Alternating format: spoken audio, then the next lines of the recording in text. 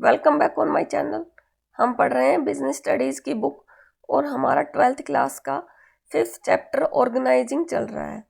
और इस चैप्टर में हमारा जो टॉपिक चल रहा है वो है डेलीगेशन। डेलीगेशन के बारे में हमने पिछली 2 वीडियो में पढ़ा है कि डेलीगेशन के क्या क्या एलिमेंट होते हैं। डेलीगेशन में अथॉरिटी होती है, रिस्पॉन्सिबिलिटी होती है और अकाउंटेबिलिटी होती है। अब हम पढ़ेंगे importance of delegation. Delegation ensures that the subordinates perform tasks on behalf of the manager.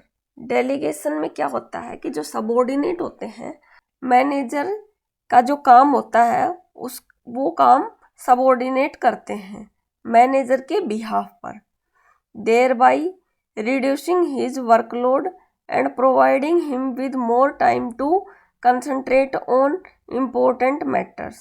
वो इसलिए करते हैं वो काम ताकि वो जो मैनेजर का जो वर्कलोड है उसको कम कर सकें और मैनेजर के लिए कुछ टाइम बच सके, जिससे कि वो जो ऑर्गेनाइजेशन के अदर जो इम्पोर्टेंट मैटर हैं उनके बारे में वो सोच सके, उनके ऊपर काम कर सके। Effective delegation leads to the following benefits. एक इफेक्टिव डेलीगेशन से ये कुछ फ़ायदे होते हैं। First, effective management. अगर डेलीगेशन इफेक्टिव होता है तो ऑर्गेनाइजेशन में मैनेजमेंट भी अच्छे से हो पाता है। बाय एम्पावरिंग द एम्प्लॉयज़ को पावर देने से, अथॉरिटी देने से, the manager are able to function more efficiently. Manager जो है और अधिक अच्छे से काम कर पाते हैं। As they get more time to concentrate on important matters, क्योंकि उनके पास टाइम बच पाता है जो इम्पोर्टेंट मैटर है, जो इम्पोर्टेंट टॉपिक हैं, जो इम्पोर्टेंट काम हैं, उन पर कंसंट्रेट करना उनके लिए इजी हो जाता है। Freedom from doing routine work provide them with opportunity to excel in new areas. Managers को फ्रीडम मिलती है क्योंकि उनके पास फ्री टाइम होता है, तो जो उनका रूटीन जो वर्क है उससे हटकर काम करने की अपॉर्चुनिटी उनको मिलती है और वो नए जो एरिया है, नए जो फील्ड हैं उनमें साइन कर सकते हैं, मीन्स उनमें अपना योगदान दे सकते हैं। इससे उनको फ़ायदा होगा कि जो सीनियर्स हैं उनको पता लग पाएगा कि ये जो मैनेजर हैं किस काम में अच्छे हैं। Second, employees development. डेलीगेशन करने से एम्प्लॉयज़ का डेवलपमेंट हो पाता है। As a result of delegation employees get more opportunities to utilize their talent. Delegation करने से एम्प्लॉयज़ को और अधिक अपॉर्चुनिटी मिलती हैं अपना टैलेंट जो है उसको यूटिलाइज करने की। एंड दिस में give rise to latent ability in them. और इससे उनकी जो हिडन जो टैलेंट है वो निकल कर बाहर आने में हेल्प मिलती है। मीन्स जो एम्प्लॉयज़ का जो हिडन टैलेंट है वो निकल कर सामने आता है। It allows them to develop those skills which will enable them to perform complex tasks. और डेलीगेशन एम्प्लॉयज़ को अलाउ करता है कि वो उनकी वो स्किल डेवलप कर सके जिससे कि वो अधिक जटिल से जटिल कॉम्प्लेक्स टास्क को भी पूरा करने में सक्षम हो सकें। And assume those responsibilities which will improve their career prospects. और वो उन रिस्पॉन्सिबिलिटीज़ को भी स्वीकार कर सकें, एक्सेप्ट कर सकें, जो कि उनके कैरियर को इम्प्रूव कर सकते हैं, उनके कैरियर को बना सकते हैं। इस तरह की रिस्पॉन्सिबिलिटी को भी वो एक्सेप्ट कर पाएँ, वो काम भी वो कर पाएँ जिससे कि उनके कैरियर को अपॉर्चुनिटी मिले। It makes them better leaders and decision makers. Delegation से मैनेजर्स अच्छे लीडर और अच्छे डिसीजन मेकर बनते हैं। दस delegation helps bye preparing better future managers. इस तरह से डेलीगेशन हेल्प करता है फ्यूचर के अच्छे मैनेजर तैयार करने में। Delegation empowers the employees by providing them with the chance to use their skill, gain experience. Delegation employees को एम्पावर करता है, उनको अथॉरिटी प्रोवाइड करके, ताकि वो जो उनकी स्किल है उसका वो बेटर यूज कर सकें और एक्सपीरियंस गेन कर सकें, जिससे कि उस एक्सपीरियंस का वो फ्यूचर में यूटिलाइज कर सकें अपने कैरियर को इम्प्रूव करने में। And develop themselves for higher position, और जिससे कि वो अपने आप को हायर पोजीशन के लिए डेवलप कर सकें। Third, motivation of employees.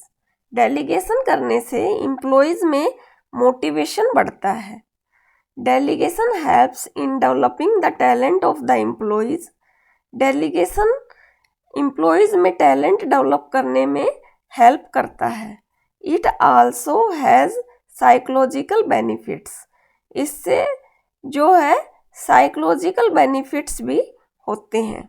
When a superior entrusts a subordinate with a task, it is not merely the share of work.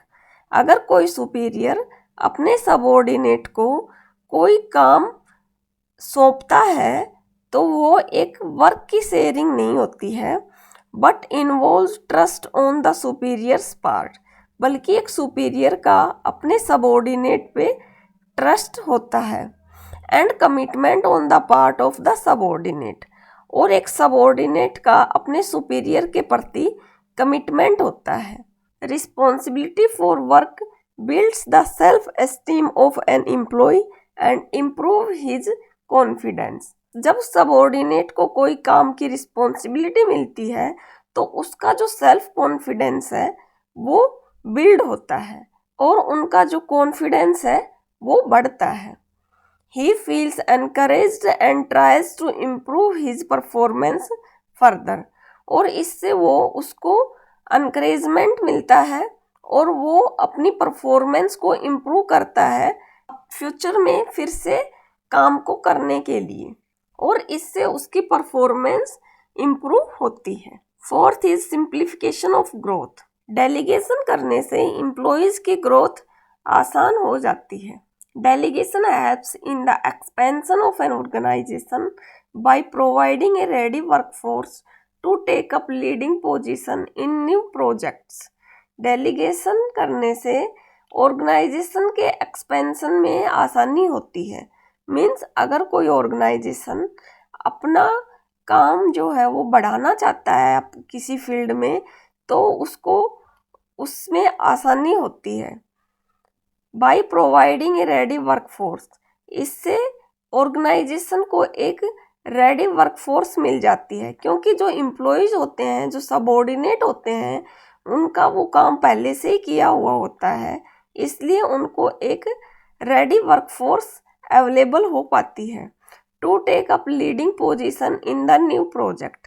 नए प्रोजेक्ट में लीडिंग पोजीशन के लिए एक रेडी वर्कफोर्स मिल जाती है।